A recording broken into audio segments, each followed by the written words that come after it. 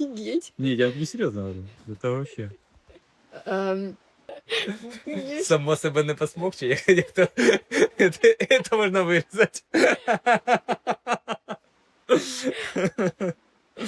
Да, конечно же, нужны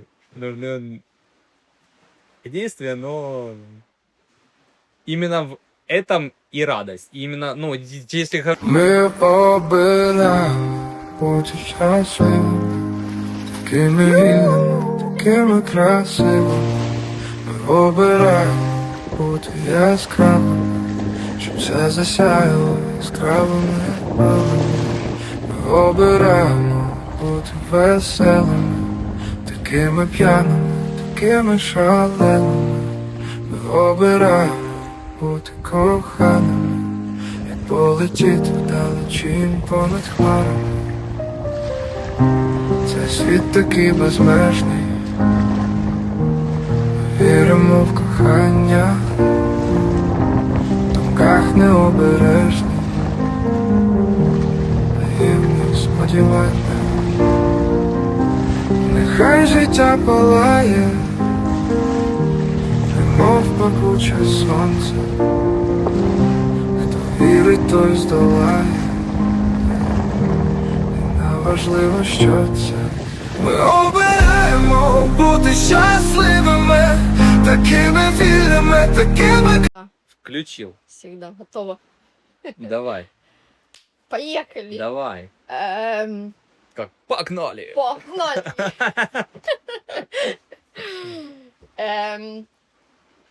Я сегодня в прекрасном месте, где я впервые, благодаря Андрею, это Андрей Белоножко, и это место такое силы, как ты сказал, Да, место да. силы. Особенное Это место. Особенное место. Вот. И думала, как описать одним словом тебя, твою прекрасную жену, детей, и нашла слово, если брать одно слово, я нашла слово на українською мовою, прекрасное слово «батьківщина». Для меня родина — это место, море и люди. Семья моя, да, ну, это люди, которые меня окружают. И вот ты, твоя жена и дети, которых я учила, они все повлияли, и ты лично повлиял на меня, на какую сторону я пошла. Все это благодаря тебе, твоему примеру, твоему проекту, который ты... Покраснела, ты что? Вот, это, да, вот. Если немного о тебе, то, я думаю, это сложно, потому что ты это как бы... Много всего, да? Да, много всего, и все, что ты делаешь как-то с душой, я бы сказала, вот оно, то слово, которое бы я нашла для этого. Расскажи, что ты сейчас делаешь, какие проекты ты воплощаешь?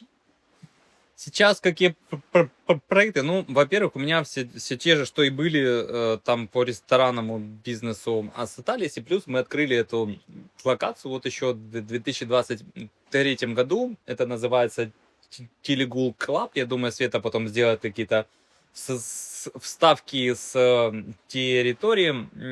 Это кайт-спот, на который можно приехать со всей семьей, жить в кэлэмпах.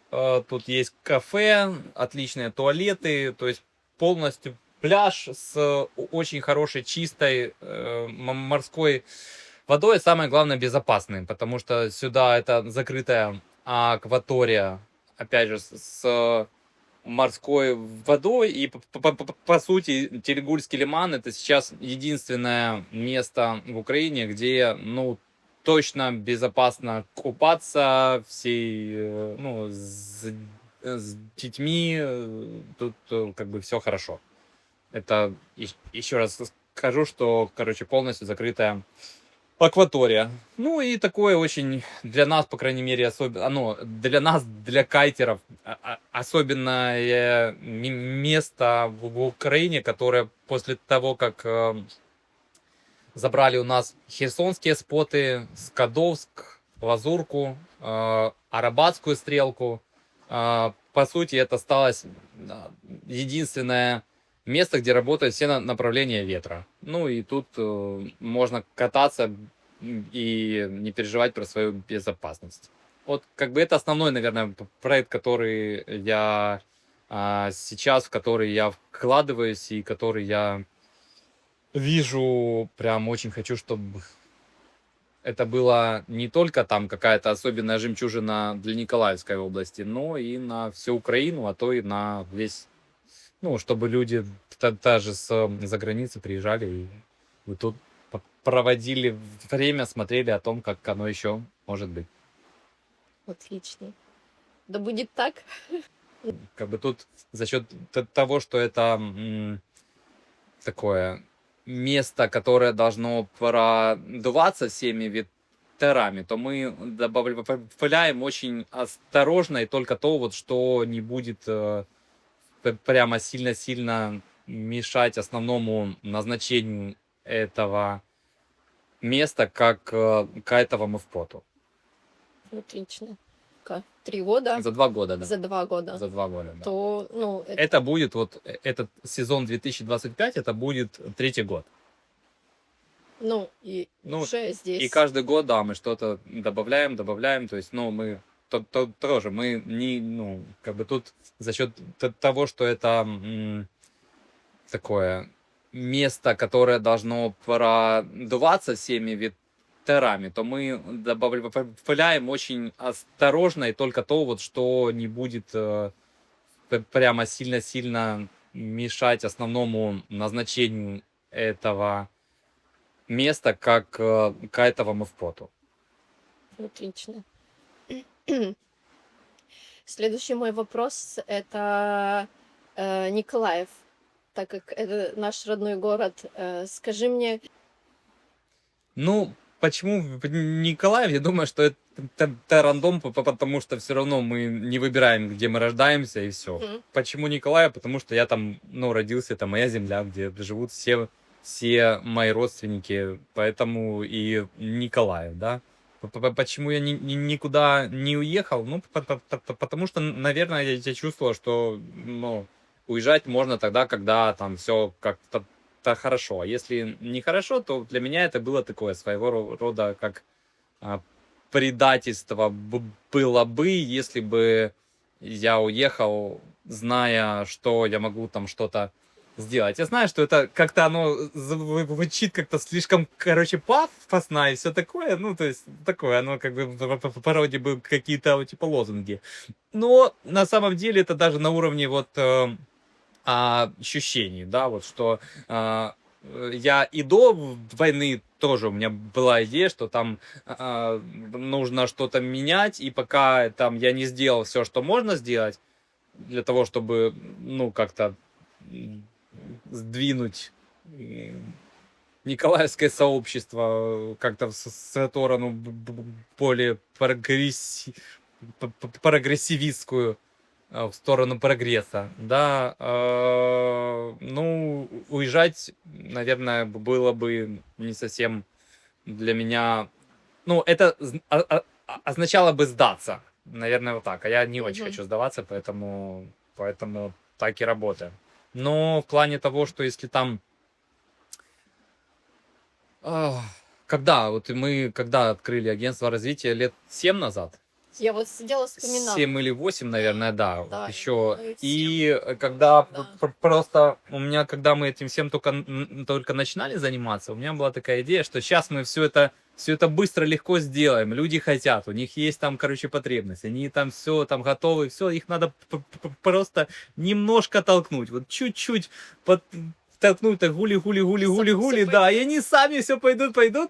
Получается, что оно так не работает. И уже когда мы начали этим всем заниматься, да, у меня было такое вот очень яркое ощущение, что мы подходим до какой-то огромной каменной глыбы, и вот мы так его немножко там приподняли, не подняли, так вот, там соорудили какую-то инженерную конструкцию, там приподняли, там отпилили. И вот, ну, реально было ощущение, что это какая-то неподъемная штука, которую, ну, невозможно сделать, и когда За счет уже... чего? За счет того, что люди не были готовы. Да, Или- я думала, что, ну, как бы это классическая, знаешь, наверное, ошибка таких вот, как там я, людей неопытных, да, когда они думают, что все люди такие же, как и ты, или такие же, как твои там знакомые, да, и все они хотят, активные, давай, давай, вот. А по факту нет, люди все разные, и далеко не все хотят каких-то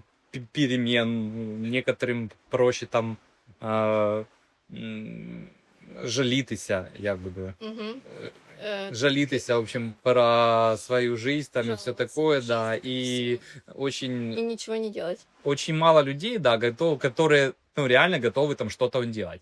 И я никого не осуждаю, потому что у всех разная жизнь, у всех там, конечно, если там ты работаешь там с утра до ночи для того, чтобы прокормить там свою семью, конечно, тебе не до того, чтобы пойти там какие-то деревья садить, потому что ты думаешь, как выжить, да, и, ну, такая вот история, ну, и оказалось, что людей, которые действительно готовы что-то делать для того, чтобы что-то менять, по крайней мере, в городе, там, да, на своей там улице какой-то, вообще у себя, даже у себя дома, их, ну, не так много, как я думал. Поэтому мы проработали с агентством развития в Николаеве 2 года. Все равно мы, я считаю, что сделали работу большую на то время.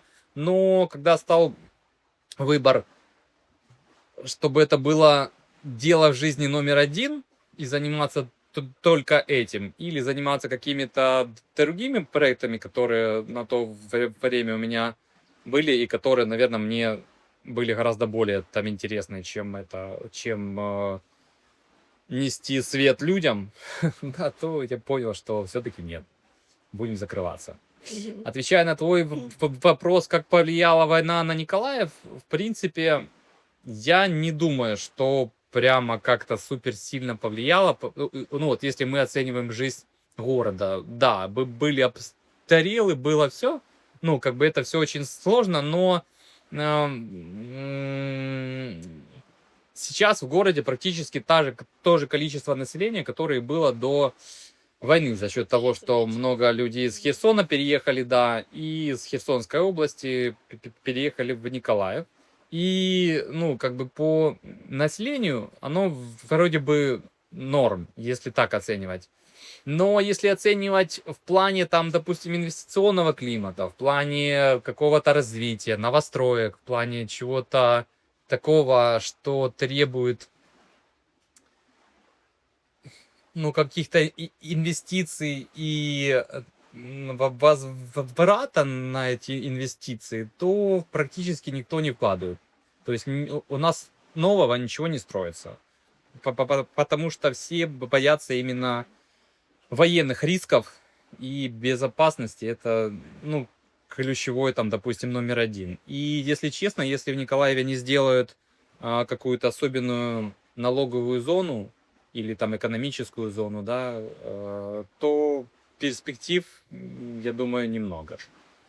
Если прям уже так именно говорить он честно, то, ну, с учетом того, что вот я просто так сам себе он думал, да, там я, там, допустим, инвестор, который захожу, и, ну, в Украину, даже если я там откуда-то закордонный инвестор, да, и какая, ну, как бы мне, в принципе, зачем мне вкладываться в Николаев, если есть там Львов, какие-то, та же Винница, например, те же там города Ивано-Франковск, там, тот же Киев, например, да. Мгм. То есть это города, которые сейчас в военное время очень активно развиваются за счет миграции населения. А в Николаев, ну, вкладывать небезопасно.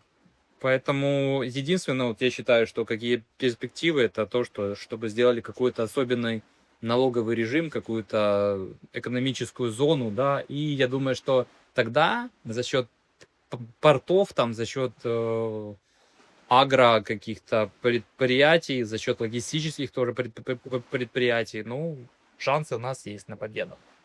Шансы есть всегда. Ну да. А, Вопрос, который я сама себе задавала, если в недавнем времени, если вот представим ситуацию, все рушится, все, что ты создавал, рушится в один миг. Ну и нет ничего, ну вот как бы полный ноль. Твои действия. Есть ли у тебя какие-то лайфхаки? Ну, как бы ты... понятное дело, что там какие-то первые, там, это стресс, но, в принципе, что бы ты делал? Ну, мы же эту ситуацию переживали уже. Мы все, я думаю, переживали 24 февраля, когда вот все, у тебя весь он тот мир, который был раньше, он, короче, полностью рушится, и все, и ты, ну, должен для себя принимать какое-то решение. Да, то есть у меня, скорее всего, что будет классические этапы, это там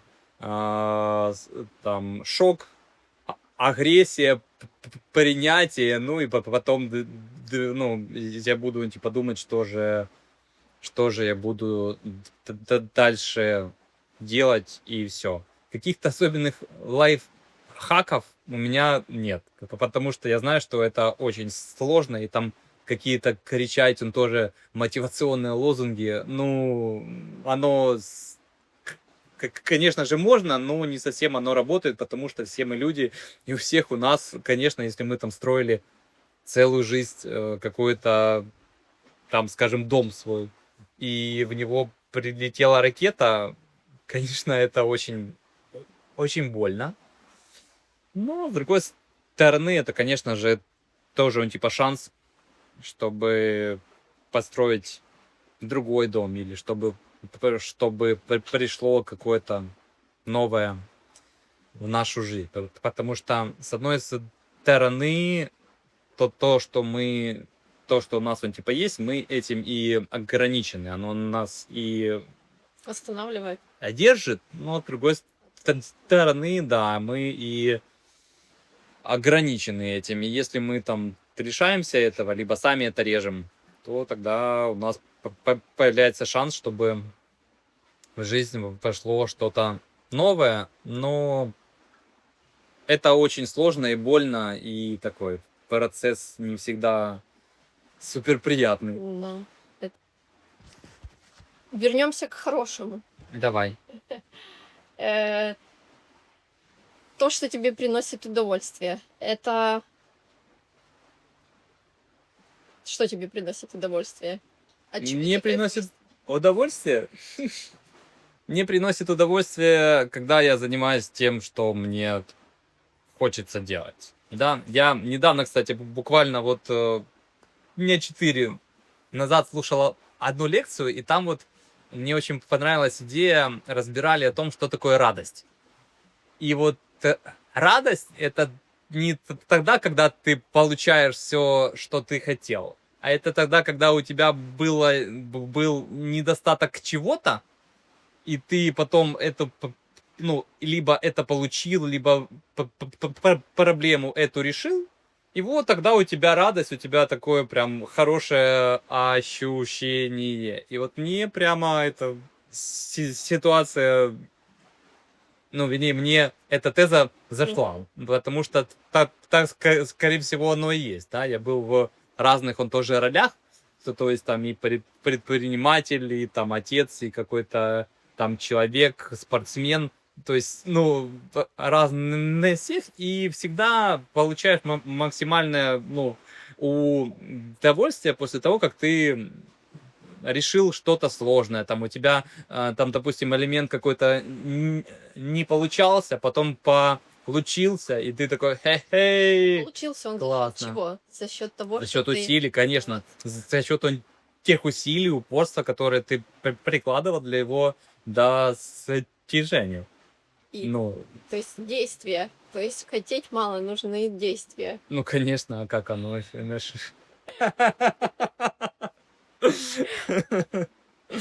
Да, конечно же, нужны действия, но именно в этом и радость. И именно, ну, если говорить там, ну, это я говорю про в целом тоже, ну, саму концепцию. Если говорить конкретно про меня, то мне нравится вот это место. Мне нравится кайтсерфинг. Мне нравятся те элементы, которые я делаю, которые у меня, ну, которые все равно там я испытываю постепенный прогресс. Мне нравится всегда там ездить, какие-то новые путешествия, знакомиться с новыми людьми, там что-то узнавать, чему-то учиться постоянно, постоянно совершенствовать какую-то свою там технику. Неважно, это там спорт или это программирование. Я еще, кстати, программирую тоже. Да, как такое. У меня еще есть IT-компания. Да, и вот Так, к слову. когда вот, ну вот, ты хочешь чего-то и добиваешься этого, когда вот у тебя есть, ну вот мне, если говорить, да, вот я уже сформировал, вот если у меня есть картинка в голове какая-то, и вот я ее реализовываю, вот для меня, наверное, это есть максимальное удовольствие, потому что вот это все, это было у меня в голове. Вот я, ну, вот я себе прорисовывал все. И вот когда оно появилось в, ну, материи, да, вот это было про меня прям такое большое удовольствие. И каждый раз, когда я там приезжаю сюда, или там, когда я думаю об этом, я думаю, что вот как бы его не было, а теперь оно есть. И я, короче, молодец. 100%. Место шикарное. И тоже, знаешь, вот много было, ну, за счет этого тоже было очень много негатива. То есть там экологи говорили, что вот тут нельзя, ничего, короче, нельзя. А нельзя? Ну вот... Нельзя за счет вот этих красных животных. Нельзя, ну, вообще это считается территория лошадного, короче, парка. Тут там должно быть тихо, все и все. Но тут бы и не было, ну, вернее, оно и не было, вернее, тихо было только на бумаге. Реально было очень большое сопротивление именно экологов. Ну, мы Но вы это сделали. забороли. Да. Ну и то, как бы, еще там такое. Не то, что там супер там забороли, но Но место есть. И оно уже есть, да. Ну вот, и оно есть. Отлично. Новый мир, про который сегодня мы с тобой, когда ехали сюда, говорили, про то, что есть, об этом много говорят, много разного, и ну, не все я понимаю, не все я принимаю, но факт остается фактом. Мы за счет там, войны, за счет продвижения технологий и так далее, мы уже там, здесь, там, в этом новом мире. Ну да, мы уже... А больше уже там, чем здесь, наверное, да. Да. И что ты скажешь про это? Ну, я думаю, что новый мир, он точно не будет похож ни на что было до этого. Я думаю, это и так очевидно. Я очень верю в то, что... Ну, вернее, смотрю как айтишник, да, с этой точки зрения на то, как искусственный интеллект уже все меняет.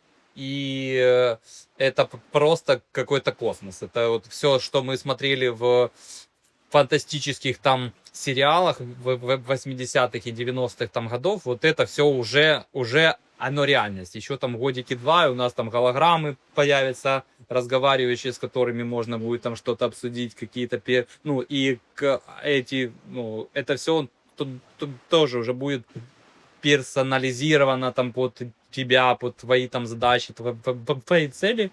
И я думаю, что новый мир, это будет, скорее всего, что мир, в котором тот, кто хочет что-то сделать, он адаптируется и будет уже это, ну, там, допустим, вовсю использовать новые инструменты для решения там своих задач и реализации какого-то своего видения. А тот, кто не хочет, скорее всего, что они просто какой-то будут получать гарантированный доход, Мгм. которого им хватит для жизни, и все, и они тоже, скорее всего, что будут жить свою жизнь, и все. Я думаю, такое будет. Сказать, что я там верю в какую-то большую новую ядерную войну, скорее всего, что нет. Я в это не верю, и я думаю, что все-таки тормоза у человечества сработают.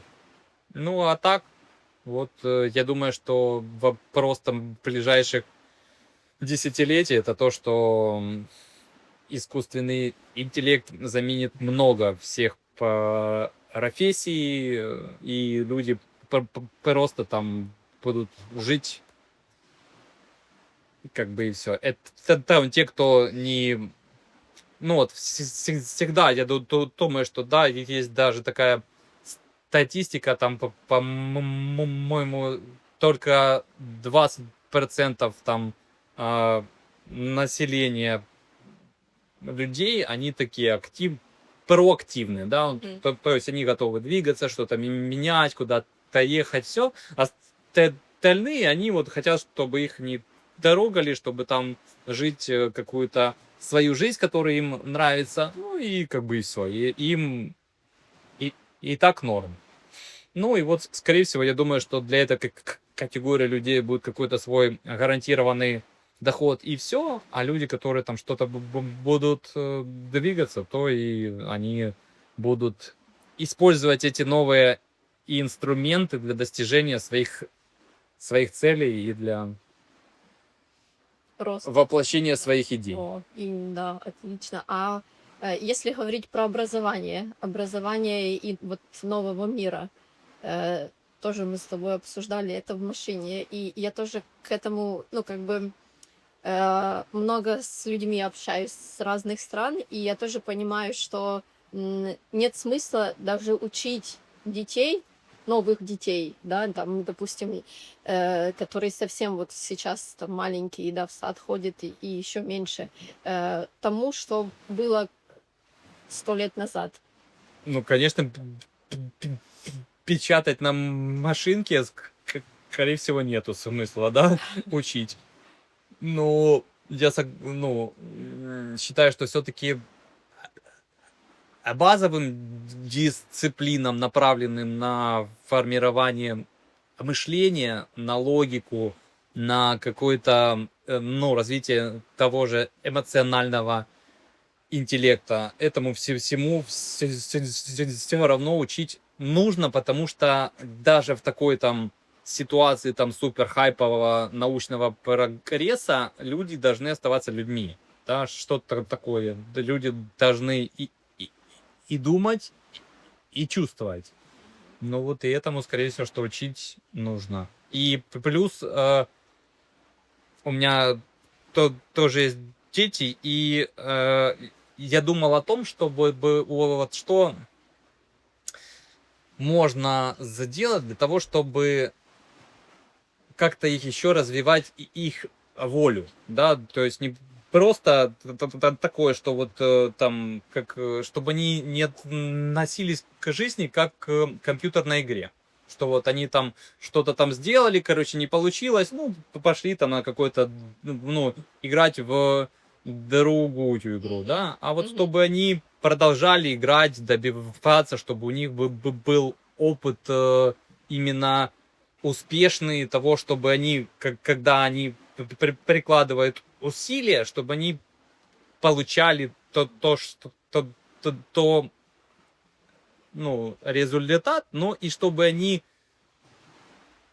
знали, что результата без прикладывания усилий не будет. То есть не будет. Вот это и есть основа, да. И вот как это сделать, я не знаю. Ну вот пока что мы, ну я так он думаю, что просто нужно какой-то разнообразный опыт и все-таки как-то выкидывать их из гнезда, чтобы они там как-то бились, он там об разные углы, короче, нарабатывали шишки свои. Ну тогда, наверное, оно будет что-то работать. Вау. Ну, это Но это сложно. это сложно, и это сложно как родителю. Ну, то есть Да, я, да, это я очень сложно. понимаю, что сказать как бы легко, Да. то, что, А ну, как бы... Моя кровинушка, отпустить куда же и ты? Да, сказать. да. Это очень больно, да. Ну, я думаю, что просто иначе оно не работает. Но это не точно, потому что я не знаю. Не точно. Ой, класс. Смотри, в принципе, я понимаю, что Николаев, ты... Возвращаемся к тем темам. Давай. Николаев ты не покидал. То есть в самый такой жесткий, самое жесткое время ты оставался в Николаеве. Да. Ты как бы был с городом, ты пережил все трэшевые времена. Ну, условно на тоже не покидал, потому что у меня есть еще семья, которая все-таки за безопасность которых я должен отвечать. И вот когда была самая жесть, именно осень и лето 2022 года, то они жили в Одессе. В Одессе было вот, ну, если там, ну, это был просто огромнейший контраст в 2022 году между Одессой и Николаевом. И в Одессе была хотя бы жизнь какая-то там, была, кипела, там люди, движухи. А в Николаеве, ну, Николаев каждую ночь обстреливали, и плюс в Николаеве не было воды. И все. Такая себе, конечно, жизнь. Вот. Но да. И получается, на выходных я ездил к ним, а в рабочие дни, да, мы все занимались защитой города, если это можно так сказать. И, ну, находясь в этом всем, даже если там только выезжая, я имею в виду, что ты все равно был тут, да, Да. находясь здесь, какие мысли тебя посещали? Что ты вообще вот в этот сам трешняк? Ну, потому что, смотри, для меня, ну, как каждый человек, который остался здесь, продолжал, да для меня каждый человек — это герой. И я считаю, что, ну, это достойно как бы многого. Вот там то, что ты говоришь, это там мой город, и я там здесь родился, и как бы, да, и остаешься делаешь, но это многого стоит. И я понимаю, что, допустим, я, ну, так как я и видно, но я не смогла. Ну, то есть остаться и быть, находиться, да, для меня это очень психологически сложно. Вот. И я понятия не имею, что происходит вот внутри, когда ты находишься все время здесь и переживаешь вот, ну, этот трэш. Смотри, на самом деле, я думаю, что да, ты все правильно сказала, что я думаю, что психологически тем, кто не готов был принять то, что он может умереть, это было невыносимо. Но в какой-то момент вот все, ну вот все там мои друзья, с которыми мы общались, вот, каждый принял для себя просто решение, что как бы то ни было, ты все равно можешь умереть. Это там от ракеты умрешь, или там еще какие-то случайные события, да? Вот. И когда ты принял это решение, ну вот, давайте я не буду говорить про всех, скажу про себя, да? Ты знаю, что я знаю, что семья в безопасности. Я знаю, что все там, я все сделал, что мог для того, чтобы у них все было хорошо, да, и уже как бы тут и я внутренне готов к тому, что буде як буде. Если там прилетит, ну, значит то. Вот, и все. И просто, когда уже есть это принятие, тогда ты просто делаешь то, что нужно, типа, делать, и у тебя уже не возникает, ну, у меня уже не возникает мысли, а может там уехать, может там что-то еще сделать, а может там ходить в бомбоубежище при каждой воздушной тревоге, а может не ходить, и все, да? Ты просто, ну, там, когда прилетают ракеты, ты укрылся одеялом, и все, и спишь, как, ну, и не пытаешься спать себе, типа, дальше, и все, как бы, вот и все. Ну, и вот так вот. И вообще, если, короче, по-честному, вот мы с друзьями общались, то все, абсолютно все говорят, что весна и лето 2022 года это был одно из самых ярких, самых запоминающихся времени вот в их жизни. Потому что все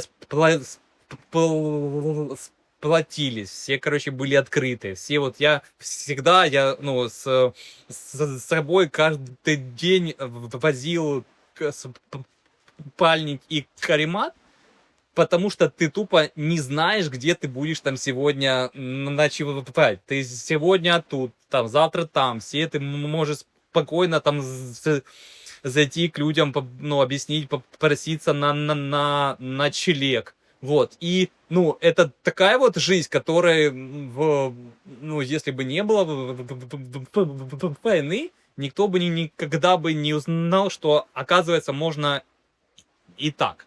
Да, я сейчас, ну, как бы, наверное, с моей стороны он тоже, да, я там не участник боевых действий, и мне не совсем корректно там говорить о том, что там это было ярко и все такое, но мне не стыдно. Я приложил очень много усилий, особенно в этот период мы все херачили 24/7 для того, чтобы Николаев это был еще Украина, и как бы я думаю, что мы достигли нормальных успехов на этом пути. И было сложно, да, но и были свои моменты, которых мы бы никогда бы не узнали, если бы этого бы не было. Как всегда, есть. Я не знаю, это можно говорить или нет, но вот... Минус, но это честно. Да, я вам тебе говорю серьезно. Вот со всеми моими друзьями, вот мы когда с ними вспоминаем 2022 год, все говорят, блядь, так было охеренно.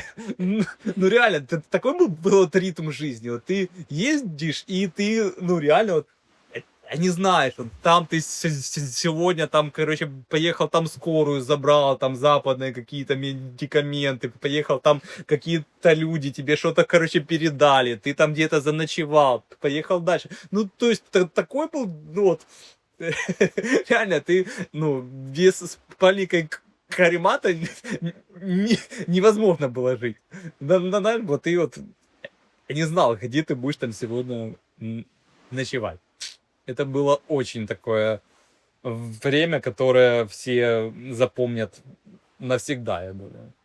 Ну и люди, смотри, то, что я слышу, соответственно, люди сплотились, они были Конечно, открытые, все сплотились, и тогда все не было, поддерживали одну цель. отпадает страх, да, недоверие, там, вот то, что всегда было, вот, а там кто-то там, он уже там, да, отпадает вот эти, ну, как бы такие, как бы... Отпадает, вот я бы сказал, что такое вот, чтобы, ну, что индивидуально, что то вот это, короче, мое, и все. Да, потому что многие люди говорили, вот что здесь берите, что вам он типа надо, вот все там, хотите это, любому можно было позвонить что-то, если там, короче, нужно попросить, и никто не отказывал. Никто, вот все понимали, для чего это, ну, там, и все, вот, такого сплочения людей никогда вообще, ну, не было, и, скорее всего, ну, если там еще какой-то, ну, типа, жопы не будет, ну, и, то уже и не будет, бо все, ну, все были заодно, у всех была одна стратегическая цель, которая, Мгм. собственно, было все подчинено, да, это выжить и как-то, чтобы сюда не пришли русские, и все. Поэтому так. Поэтому вот они плюсы. Да. Ну, это было очень Как бы ни странно. ярко, да. Про людей хотела у тебя спросить. Много думала про людей, так как есть с чем сравнить, да, общение с разными людьми, с разными сообществами, и вот с разных стран, и постепенно прихожу к тому, что, допустим, я понимаю, что если я общаюсь с человеком не на одном языке, и это не про язык, конкретный язык, как язык там украинский, русский, английский какой-либо, а язык, Про ценности, да? да, про История. ценности, вот этот эмоциональный интеллект, который ты говорил. То есть если я разговариваю на одном как бы языке, на одном уровне, но это не то слово. Но вот если мы говорим про одно, тогда я с человеком, допустим, общаюсь, ну и как бы дружу, и что-то можно создавать, можно... А если я, допустим, вижу, что мы далеки друг от друга, это про язык, это про вот ценности, да, это про там уровень зрелости, то я просто не общаюсь с людьми. Как у тебя это? С людьми, когда ты видишь, что вот да, с этим человеком, ну, я вижу там, да, или... Ну вот, у меня это он так. Я себе задаю просто вопрос для того, чтобы что.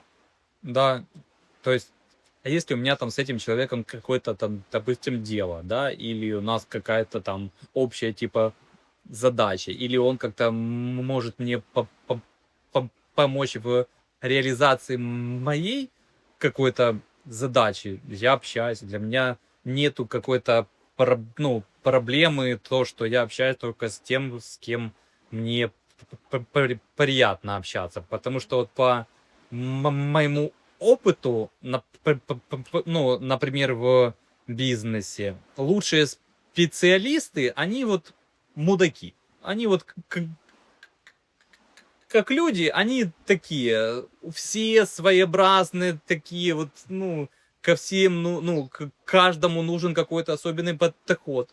Но в плане той работы, которую они делают, они лучшие.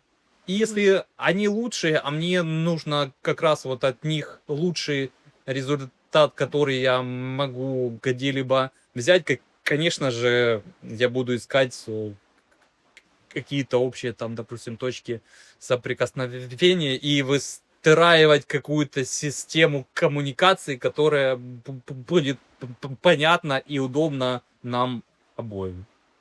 Вот и всё. Всё круто. Ну, это умение, это такой скилл, такой Ну, это навык, навык, да. это навык, Это, который... а навык, ну, его с ним можно работать. Она же встаешь, она улетает. Ну, окей. Я думаю, окей.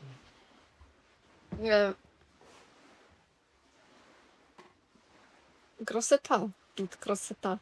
Еще и такие эти вот, то, что ты говорил, с красной книги, там... Да, это ж есть, или- кстати. Это она? Да, это именно такие Красавица. петиции, которые он только здесь, да. Класс. приходит себе тихонечко. Вот это не хватает еще одного. Обычно я когда снимаю, то Лукаш снимает еще на этот, А. на камеру, на Ну, аппарат, камера. фотоаппарат. Вот. Да, да. Я иногда забываю на русском, это приходит этот момент. Вернемся к хорошему. Давай. То, что тебе приносит удовольствие, это... Что тебе приносит удовольствие? От чего Мне ты приносит удовольствие. Мне приносит удовольствие, когда я занимаюсь тем, что мне хочется делать. Да, я недавно, кстати, буквально вот дня 4 назад слушала одну лекцию, и там вот мне очень понравилась идея, разбирали о том, что такое радость. И вот радость — это не тогда, когда ты получаешь все, что ты хотел, а это тогда, когда у тебя был недостаток чего-то, и ты потом это, ну, либо это получил, либо проблему эту решил, и вот тогда у тебя радость, у тебя такое прям хорошее ощущение. И вот мне прямо эта ситуация, ну, вернее, мне эта теза зашла, потому что так, скорее всего, оно и есть, да, я был в разных, он тоже ролях,